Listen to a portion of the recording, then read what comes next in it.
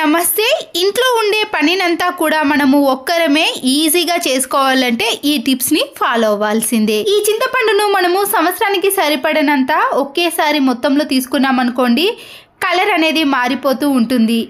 ఇలా కలర్ మారకుండా ఫ్రెష్గా స్టోర్ చేసుకోవాలంటే ఇలా ఏదైనా పాలిథిన్ కవర్లో కానీ ఎయిర్ టైట్ కంటైనర్ బాక్స్లో కానీ స్టోర్ చేసుకొని ఫ్రిడ్జ్లో పెట్టేసుకున్నాం అనుకోండి, చింతపండు కలర్ అనేది అస్సలకే మారకుండా ఎన్ని సంవత్సరాలైనా ఇలాగే ఉంటుంది. గోధుమ పిండిని కానీ శనగపిండి, కార్న్ఫ్లోర్ ఎలాంటి పిండి అయినా సరేనండి, మనము ఎక్కువ మోతాదులో ఇలా జొన్న పిండిని పట్టించుకున్నా కానీ పిండి అనేది త్వరగా పాడవకుండా ఉండాలంటే ఇలా ఒక కాటన్ క్లాత్లో మనము రాక్ సాల్ట్ను వేసి అప్పుడు ఈ బాక్స్లో వేసుకున్నాం అనుకోండి, ఎన్ని రోజులైనా గోధుమ పిండి కానీ ఎలాంటి పిండి అయినా ఫ్రెష్గా ఉంటుంది.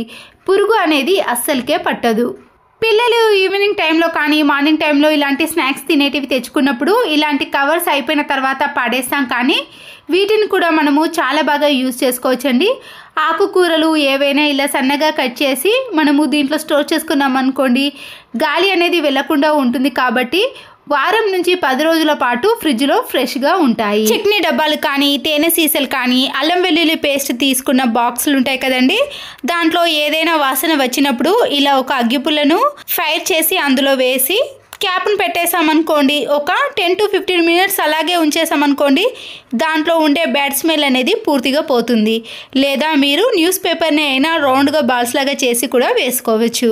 గాజు సీసాలు కానీ లేదా పింగాణి పాత్రలు ఏవైనా ఇలా పగిలిపోయినప్పుడు మనము చీపురు కట్టతో ఊడ్చే బదులు ఇలా ఒక టిష్యూ పేపర్ని తీసుకొని డైరెక్ట్గా మనము దాంతో తీయకుండా దాన్ని వాటర్తో తడిపేసి ఇలా తీసేసామనుకోండి, గాజు పాత్రకు సంబంధించినవి చిన్న చిన్న పీసెస్ ఉంటాయి కదండి, అది కూడా మనము ఈ టిష్యూ పేపర్తో ఈజీగా తీసేయచ్చు. పిల్లలు కానీ పెద్దవాళ్ళు కానీ ఇలా ల్యాప్టాప్లో ఏదైనా జాబ్ చేసినప్పుడు కానీ ఏదైనా వర్క్ చేసుకున్నప్పుడు మన చేతికి ఒత్తిడి లేకుండా ఉండాలంటే ఇలా మౌస్కి మనము కింద ఏదైనా స్పాంజ్ని కానీ స్పాంజ్ స్క్రబ్బర్ని పెట్టేసుకొని ఆ తర్వాత ఇలా మౌస్ని మనం వర్క్ చేసుకున్నాం అనుకోండి, మన చేతు అనేది నొప్పి పెట్టకుండా ఎంతసేపు అయినా వర్క్ను ఈజీగా చేసుకోవచ్చు. చిన్న కూల్ డ్రింక్ బాటిల్స్ ఉంటాయి కదండి, ఇలా నైఫ్తో కానీ సీజర్తో నీట్గా కట్ చేసుకున్నాక పై భాగాన్ని మొత్తం కట్ చేసుకొని దీంట్లో కిచెన్కి సంబంధించిన గ్యాస్ లైటర్ కానీ లేదా నైఫ్ను, సీజర్స్ని, పీలర్ని అలాంటి వాటిని అన్నిటినీ కూడా ఇలా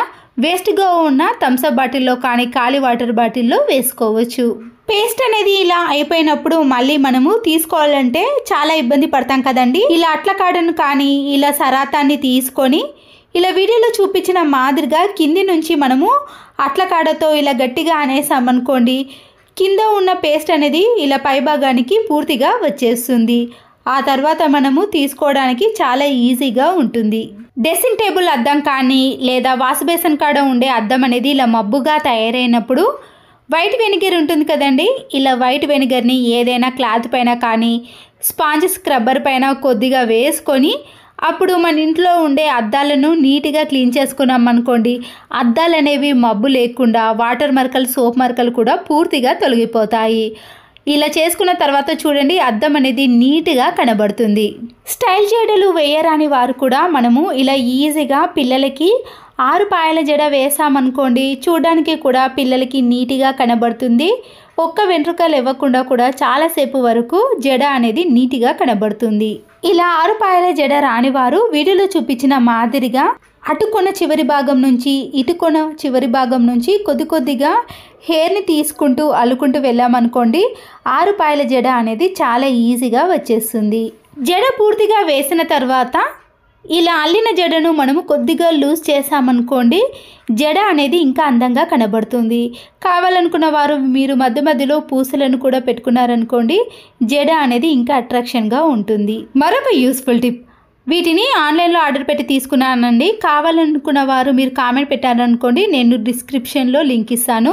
ఇవి వేటి గురించో అనుకుంటున్నారు కదండి, ఇంట్లో కబోర్డ్స్ ఉన్నవాళ్ళు అవి షార్ప్నెస్గా ఉన్నప్పుడు కానీ ఫినిషింగ్ సరిగా చేయనప్పుడు పిల్లలకి కానీ మనకి కానీ చేతికి ఎప్పుడైనా అవి తగిలినప్పుడు చాలా ఇబ్బంది పడతాం కదా, వీటిని మనము ఇలా కార్నర్స్కి అతికించుకోవచ్చండి. దీనివల్ల పిల్లలకి కానీ మనకి కానీ ఎటువంటి ఇబ్బంది అనేది ఉండదు. ఇవి చాలా తక్కువ ప్రైస్లోనే చాలా వచ్చాయండి. కబోర్డ్స్ చివరి భాగంలో చాలా షార్ప్గా ఉన్న వాళ్ళకి ఇది అనేది చాలా బాగా యూజ్ అవుతుందండి. ఇలా మనకి చిన్న అతుక్కునే పేపర్స్ కూడా ఇస్తారు. వాటిని ఇలా వీటికి అతికించేసి ఆ కబోర్డ్స్కి పెట్టేసామనుకోండి, ఇలాంటి కబోర్డ్స్ వల్ల ఎలాంటి ఇబ్బంది కూడా ఉండదు. చిన్నపిల్లలకు కానీ మనకైనా కానీ తగలకుండా ఇలా సేఫ్గా ఉంటాయి. ఇంట్లో వేస్ట్గా ఉన్న బ్రష్లు ఉంటాయి కదండి, నేను ఇక్కడ 3 తీసుకున్నాను. క్యాండిల్ని తీసుకొని చిన్న మేకుని తీసుకొని మనము బ్రష్ చివర యొక్క పై భాగాన అలాగే కింది భాగాన చిన్న హోల్ అనేది చేసుకోవాలి. గట్టిగా ఉన్న దారాన్ని కానీ లేదా ఇలాంటి ఉలెన్ దారాన్ని తీసుకొని బ్రష్కి పైన హోల్ చేసుకున్నాం కదండి, ఆ హోల్లో నుంచి ఈ దారాన్ని తీసుకొని ముడి వేసుకోండి. మరొక బ్రష్ని తీసుకొని ఇలా పైన హోల్ చేసుకున్నాం కదండి, మళ్ళీ దాంట్లో నుంచే ఈ ఉలన్ దారాన్ని తీసుకొని ఇలా గ్యాప్ ఇచ్చుకుంటూ మనము బ్రష్లను ముడి వేసుకోవాలి. పైన కూడా మనము ఏదైనా మేకు కానీ హ్యాంగర్కి వేసుకునే విధంగా ఇక్కడ కూడా మనము కొద్దిగా వదిలేసి ముడి వేసుకోండి. కింది భాగాన ఎక్స్ట్రా ఉన్నది కూడా కట్ చేసుకోండి. లేదా మీకు ఇలా ఎన్ని బ్రష్లైనా తీసుకొని మనము ఇలా ముడి వేసుకున్నాం అనుకోండి, మనము ఎన్నైనా వేసుకోవడానికి చాలా వీలుగా ఉంటుంది. ఈ బ్రష్లను ఇలా హ్యాంగర్కి కానీ మేకుకు వేసుకున్నాం అనుకోండి, మనము ప్రతిరోజు వేసే టవాల్ని కానీ శారీస్ని ఇలా డైలీ వైస్ వేసుకునే శారీస్ని కానీ పిల్లలు వేసుకునే డ్రెస్లను కానీ ఇలా హ్యాంగర్కి వేసుకున్న మాదిరిగా వేసుకున్నాం అనుకోండి, మనకి చాలా రకాలుగా ఎన్నో వేసుకోవడానికి వీలవుతుంది. అంతేకాదండి, పిల్లల యొక్క బెల్టులు కానీ టవాల్స్ని చున్నీస్ని ఇలా ఎన్నైనా వేసుకోవడానికి చాలా అనుకూలంగా ఉంటుంది. ఒక వాటర్ బాటిల్ క్యాప్ను తీసుకొని దీంట్లోకి 1 టీ స్పూన్ వరకు వంట సోడాను అలాగే వైట్ వెనిగర్ని కూడా కొద్దిగా యాడ్ చేసుకోండి. ఇప్పుడు ఈ క్యాప్ను తీసుకొని ట్యాప్స్ ఉన్న దానికి పెట్టేసామనుకోండి, అది ఊడిపోకుండా ఉండటానికి ఒక రబ్బర్ బ్యాండ్ను వేసేసి ఒక 5 నిమిషాల పాటు అలాగే ఉంచేసేయండి. దీనివల్ల ఈ ట్యాప్కి ఉండే జాలి అనేది పూర్తిగా క్లియర్ అయిపోతుంది. అప్పుడు వాటర్ ప్రెషర్ కూడా మనకి చాలా ఎక్కువగా వస్తుంది. చివరి యూస్ఫుల్ టిప్ని కూడా చూసేయండి. కిచెన్లో ఉండే సింక్ అనేది ఇలా జిడ్డుగా తయారైపోయినప్పుడు పులిసిన పెరుగు ఉంటుంది కదండి, చాలామంది పులిసిన పెరుగుని కూడా యూజ్ చేసుకుంటారు. కానీ ఒకవేళ మరీ ఎక్కువగా పులిసిన పెరుగును పడేయకుండా ఇలా సింకులో కొద్దిగా వేసుకొని మనము స్క్రబ్బర్తో క్లీన్ చేసుకున్నాం అనుకోండి, కిచెన్ సింక్లో ఉండే మరకలు పోవటమే కాకుండా ఏదైనా బ్యాడ్ స్మెల్ ఉన్నా కూడా పూర్తిగా తొలగిపోతుంది.